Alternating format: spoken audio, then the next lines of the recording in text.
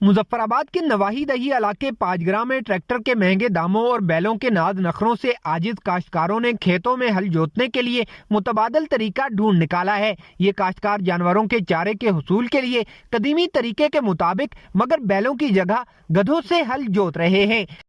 ये जिम्मेदारी है, पहले लोग जो है बैलों के साथ करते थे, आजकल बैल अवेलेबल नहीं है जिसकी वजह से गधों से ये काम लिया जा सकता है। ये हाल है और ये आगे उसका झूंट है, गोबर डाल के जमीन नरम जमीन के ऊपर इनको चलाएंगे, अच्छा काम कर सकते हैं।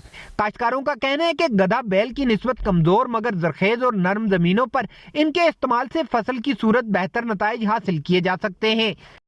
बैलों से हल चलाते थे और ट्रैक्टर इस वक्त महंगा भी है, उससे भी काम ले सकते हैं, मगर इस वजह से हम ये तजर्बा कर रहे हैं, ये आसान भी हैं, सस्ते भी हैं, ताकि इससे हमारी खेती बाड़ी भी हो सके। पहाड़ी इलाकों में इन गधों से हल जोतने के अलावा सामान की ढुलाई का काम भी लिया जाता है, ताहम हल जोतने के लिए गधों को खुसूसी तरबियत की जरूरत रहती है।